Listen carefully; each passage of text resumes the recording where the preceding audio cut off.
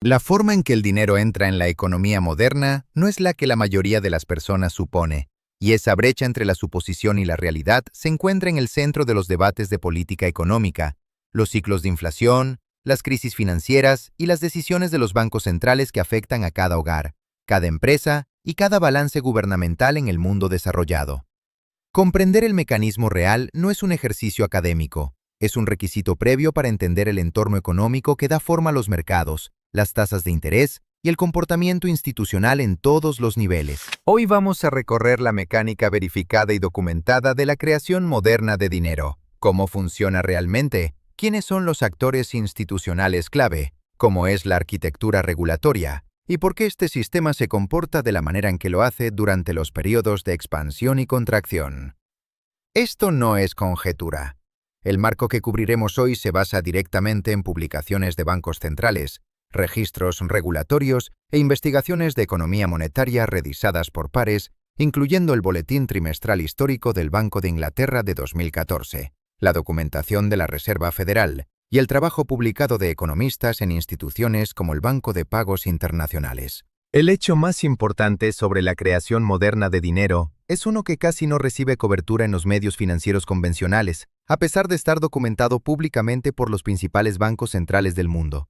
La mayoría del dinero que circula en las economías modernas no es creado por los gobiernos, no es impreso por los bancos centrales, es creado por los bancos comerciales en el curso ordinario de otorgar préstamos. Cuando un banco extiende crédito a un prestatario, no transfiere fondos de un conjunto de depósitos existentes, crea un nuevo depósito, nuevo dinero, acreditando la cuenta del prestatario. El préstamo y el depósito surgen simultáneamente. Esto no es una teoría marginal, es la realidad operativa documentada de la banca en los Estados Unidos, el Reino Unido, la Unión Europea y todas las demás economías importantes que operan bajo un marco moderno de reserva fraccionaria. El Banco de Inglaterra declaró esto directa y sin calificaciones en su publicación de 2014 titulada La creación de dinero en la economía moderna. Los autores escribieron que la mayoría del dinero en la economía moderna es creado por los bancos comerciales al otorgar préstamos, y que los depósitos bancarios se crean en el acto de prestar. Esta declaración, proveniente de una de las instituciones de banca central más antiguas y autorizadas del mundo,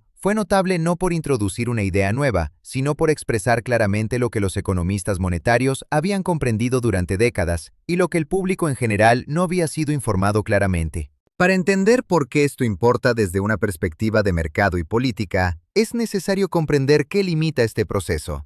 Si los bancos comerciales pueden crear dinero mediante préstamos, la pregunta relevante para inversores, responsables de políticas y analistas institucionales no es simplemente cuánto dinero existe hoy, sino qué gobierna la tasa a la que se expande y contrae. La respuesta involucra tres capas distintas de restricción. La primera y más fundamental restricción es el capital regulatorio. Bajo el marco de Basilea III, desarrollado por el Comité de Supervisión Bancaria de Basilea tras la crisis financiera de 2008 e implementado en las principales economías, incluyendo los Estados Unidos, los bancos comerciales deben mantener una relación mínima de capital de alta calidad frente a sus activos ponderados por riesgo. Cuando un banco extiende un préstamo, ese préstamo se convierte en un activo ponderado por riesgo en su balance. Cuanto mayor sea el peso de riesgo asignado al préstamo, que varía según la clase de activo y el perfil del prestatario, mayor será el requisito de capital que genera. El capital, a diferencia de los depósitos, no puede crearse a través del proceso de préstamo en sí mismo. Debe obtenerse en los mercados de valores o acumularse mediante utilidades retenidas. Esta restricción significa que la capacidad del sistema bancario para crear dinero mediante la extensión de crédito está en última instancia acotada por su posición de capital agregado. Cuando el capital es suficiente y existe demanda de crédito, la creación de dinero puede proceder. Cuando el capital está deteriorado, como ocurre cuando las pérdidas en préstamos reducen el patrimonio, la creación de crédito se contrae y con ella la oferta monetaria. La segunda restricción es la demanda de crédito de prestatarios solventes. Los bancos solo pueden crear dinero cuando alguien está dispuesto a pedir prestado y cuando la evaluación crediticia del banco indica que el prestatario probablemente reembolsará. Esta restricción, lado de la demanda, es la razón por la que la creación de dinero es inherentemente procíclica. Durante las expansiones económicas, la inversión empresarial es sólida. La confianza de los hogares apoya el endeudamiento. y los estándares crediticios tienden a ser relativamente flexibles. La creación de dinero se acelera. Durante las recesiones, la demanda de préstamos cae y los estándares crediticios se endurecen simultáneamente. El mismo sistema bancario que expandió el crédito agresivamente durante el auge se vuelve cauteloso precisamente cuando el estímulo sería más útil. Esta dinámica está bien documentada en los datos de la Reserva Federal sobre préstamos de bancos comerciales y ha sido una característica consistente de cada ciclo de crédito importante en la economía estadounidense de posguerra. La tercera restricción es el entorno de tasas de interés establecido por el Banco Central. En los Estados Unidos, la Reserva Federal fija la tasa de fondos federales, la tasa a la que los bancos comerciales toman prestadas reservas del Banco Central y entre sí en el mercado de préstamos a un día. Esta tasa sirve como el costo fundamental del crédito en toda la economía. Cuando la Reserva Federal eleva la tasa de fondos federales, el costo de extender crédito aumenta en todo el sistema bancario, la demanda de préstamos típicamente cae y la creación de dinero se desacelera. Cuando la tasa se reduce, el crédito se vuelve más barato, la demanda de préstamos tiende a aumentar y la creación de dinero se acelera. La influencia de la Reserva Federal sobre la oferta monetaria es por lo tanto principalmente indirecta. Opera a través de la fijación de precios del crédito en lugar del control administrativo directo de las cantidades monetarias. Este mecanismo indirecto es importante para comprender por qué la política del Banco Central no se traduce en resultados económicos con la precisión que sugieren los modelos simples. La relación entre los cambios en las tasas de interés y la creación de crédito depende del lado de la demanda del mercado crediticio, que está gobernado por factores de final, confianza empresarial, salud del balance de los hogares, condiciones del comercio global, valoraciones de activos, que el Banco Central no controla directamente. La experiencia posterior a 2008 proporciona la ilustración reciente más clara de esta limitación. Tras la crisis financiera, la Reserva Federal redujo la tasa de fondos federales a casi cero. Con su principal instrumento de tasas en su límite efectivo inferior, la Fed desplegó una herramienta complementaria: compras de activos a gran escala, formalmente designadas como flexibilización cuantitativa. Bajo este programa, la Reserva Federal compró títulos del Tesoro de los Estados Unidos y valores respaldados por hipotecas de agencias a bancos y otras instituciones financieras. El pago se realizó acreditando las cuentas de reserva que los bancos comerciales mantienen en la Reserva Federal, creando efectivamente nuevas reservas del Banco Central.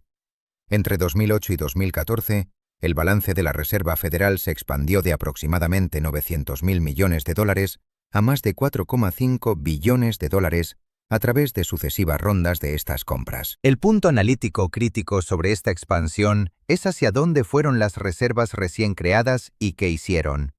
Las reservas de los bancos comerciales mantenidas en la Reserva Federal son una forma de dinero del Banco Central. No son lo mismo que los depósitos bancarios, que constituyen la mayor parte de la oferta monetaria que fluye a través de la economía real. Para que las reservas se traduzcan en una expansión más amplia de la oferta monetaria y actividad económica real, los bancos deben prestarlas. Después de 2008, en gran medida no lo hicieron.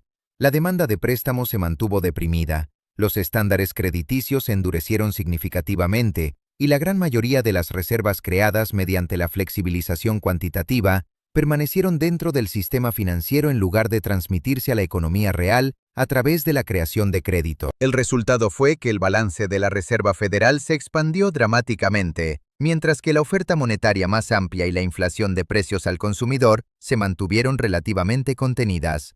Este resultado contradijo directamente las predicciones tempranas de los críticos de la política de que la flexibilización cuantitativa produciría una inflación significativa. También reveló algo importante sobre la relación operativa entre las reservas del Banco Central y los préstamos de los bancos comerciales, a saber, que la disponibilidad de reservas no impulsa automáticamente la creación de crédito. Los bancos no están principalmente limitados por reservas, están limitados por capital y por demanda. Esta perspectiva, que ya estaba bien establecida en la economía monetaria post-keynesiana, ganó un reconocimiento considerablemente más amplio entre inversores institucionales y analistas de políticas a medida que se desarrolló la experiencia posterior a 2008. El contraste con la dinámica monetaria del periodo posterior a 2020 es analíticamente instructivo.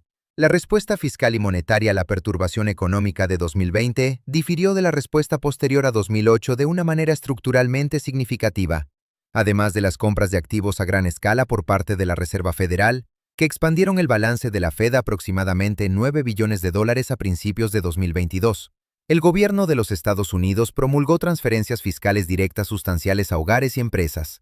Estas transferencias incluyeron pagos de estímulo, beneficios de desempleo mejorados y el programa de protección de nómina, una porción significativa del cual fue finalmente convertida en subsidios en lugar de préstamos.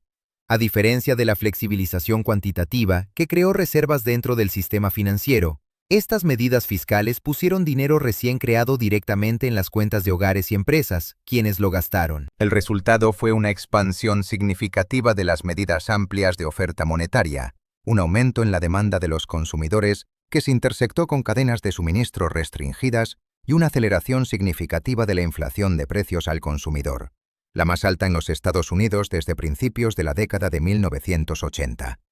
La comparación entre estos dos episodios ilustra un principio central para comprender cómo la creación de dinero afecta a la economía real. El mecanismo de transmisión importa tanto como la cantidad creada.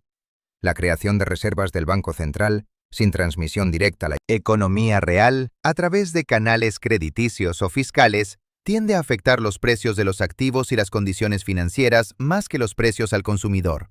La creación amplia de dinero, ya sea a través de préstamos bancarios que llegan a hogares y empresas o mediante transferencias fiscales directas, tiende a afectar los precios al consumidor de manera más directa. La distinción entre estos canales no es meramente teórica. Tiene implicaciones directas para cómo los analistas institucionales deben interpretar la expansión del balance del Banco Central y cómo los responsables de políticas deben anticipar las consecuencias inflacionarias de diferentes combinaciones monetarias y fiscales. Una dimensión igualmente importante, pero menos discutida de este sistema, involucra el mecanismo por el cual el dinero es destruido. En un sistema donde el dinero es creado mediante la extensión de crédito, es correspondientemente destruido cuando el crédito se extingue. Cuando un prestatario reembolsa un préstamo, el depósito que fue creado cuando el préstamo fue originado es eliminado. El activo del banco, el préstamo pendiente, disminuye. Su pasivo correspondiente, el depósito, disminuye en la misma cantidad. El dinero que existía ya no está en circulación. Cuando los préstamos incumplen y son cancelados, se produce una dinámica similar, agravada por la reducción del capital bancario que produce la depreciación. La destrucción de dinero mediante el reembolso de préstamos y el incumplimiento es uno de los mecanismos primarios a través de los cuales las recesiones económicas se vuelven autorreinventantes. A medida que los ingresos caen y los prestatarios reembolsan o incumplen, la oferta monetaria se contrae, reduciendo el gasto adicional, lo que reduce aún más los ingresos, lo que acelera la contracción del crédito. Esta dinámica fue descrita sistemáticamente por primera vez por el economista Irving Fisher en su artículo de 1933 sobre la deflación de la deuda, que analizó los mecanismos de la Gran Depresión. El marco de Fisher identificó una secuencia en la que el sobreendeudamiento conduce a ventas en dificultades, caída de los precios de los activos, disminución del patrimonio neto, reducción de la actividad empresarial, caída de los precios, una caída en el valor nominal de las garantías y una mayor contracción del crédito, cada fase reforzando la siguiente. Si bien los marcos de políticas posteriores, incluyendo el seguro de depósitos y las facilidades de prestamista de último recurso del Banco Central, han reducido la gravedad de las espirales de deflación de deuda, la dinámica fundamental que describió Fisher sigue siendo operativa en los ciclos de crédito modernos y fue claramente visible en el proceso de desapalancamiento posterior a 2008. Desde una perspectiva de vigilancia del mercado, las variables más dignas de monitoreo en relación con el sistema de creación de dinero incluyen el crecimiento del crédito de los bancos comerciales, reportado trimestralmente a través del comunicado estadístico H.8 de la Reserva Federal sobre activos y pasivos de los bancos comerciales. Estos datos proporcionan una medida directa en tiempo real de la tasa a la que el sector bancario privado está creando o contrayendo dinero mediante préstamos. Los indicadores secundarios que vale la pena seguir incluyen la medida M2 de la oferta monetaria de la Reserva Federal, que captura depósitos bancarios y otros instrumentos casi monetarios y sirve como una medida amplia del dinero disponible para gastar en la economía real. El diferencial entre los rendimientos del tesoro a corto y largo plazo, la curva de rendimiento, proporciona una señal prospectiva sobre las condiciones crediticias, ya que una curva de rendimiento invertida típicamente señala un endurecimiento de la disponibilidad crediticia y una reducción en los incentivos para los préstamos bancarios. Las razones de capital bancario, reportadas en los registros regulatorios trimestrales, proporcionan una medida del margen disponible para la expansión del crédito. Para los analistas institucionales e inversores, la implicación práctica de comprender este sistema es un marco más matizado para interpretar las acciones del Banco Central. Los cambios en las tasas de la Reserva Federal y las operaciones del balance no se traducen mecánicamente en resultados predecibles de oferta monetaria. Sus efectos están mediados por la posición de capital del sistema bancario, la demanda de crédito del sector privado y la postura fiscal del gobierno federal. Los entornos en los que los tres factores están alineados, el capital es adecuado, la demanda de crédito es sólida y la política fiscal es expansiva, tienden a producir una fuerte creación de dinero y presión inflacionaria. Los entornos en los que uno o más factores están desalineados, el capital está deteriorado, la demanda de crédito es débil, la política fiscal es contractiva, tienden a producir una creación de dinero más lenta, independientemente de la postura nominal de la política del Banco Central. La arquitectura regulatoria que rige este sistema continúa evolucionando. El marco de Basilea III, que ahora se está implementando en su fase final, conocida en los Estados Unidos como las reglas del juego final de Basilea III, aumentaría los requisitos de capital para los grandes bancos en varias categorías de préstamos. Las reglas propuestas han generado comentarios sustanciales de la industria bancaria, que ha argumentado que mayores requisitos de capital restringirán la disponibilidad de crédito y aumentarán los costos de endeudamiento para hogares y empresas. Los defensores de las reglas argumentan que requisitos de capital más sólidos reducen el riesgo sistémico asociado con la creación privada de dinero y hacen que el sistema financiero sea más resistente al tipo de deterioro de capital que impulsó la contracción de crédito de 2008. La resolución de este debate regulatorio tendrá implicaciones directas para la capacidad de creación de crédito del sistema bancario estadounidense en el mediano plazo, y es por lo tanto una variable de relevancia material para cualquier persona que analice la trayectoria de la oferta monetaria y sus consecuencias económicas. El sistema que hemos examinado hoy no es simple ni estático. Es el producto de siglos de evolución bancaria, respuesta regulatoria y adaptación impulsada por crisis. Su mecánica central, creación privada de crédito acotada por requisitos de capital, modulada por la política de tasas del Banco Central e influenciada en los márgenes por las operaciones fiscales, opera de manera continua y en gran medida invisible, generando y extinguiendo el dinero que gobierna la actividad económica en todas las escalas. La brecha entre cómo opera realmente este sistema y cómo se entiende popularmente no es trivial. Da forma al discurso público sobre la inflación, sobre las crisis financieras, sobre el alcance apropiado de la autoridad del Banco Central y sobre las consecuencias distributivas de la política monetaria. Cerrar esa brecha no es un acto político, es un acto analítico, y la claridad analítica sobre los mecanismos fundamentales es el punto de partida para cualquier compromiso serio con las preguntas económicas que más importan. Este contenido es solo para fines informativos y educativos y no debe considerarse asesoramiento financiero. Todos los datos y marcos referenciados se extraen de publicaciones de bancos centrales disponibles públicamente, documentación regulatoria e investigación económica revisada por pares.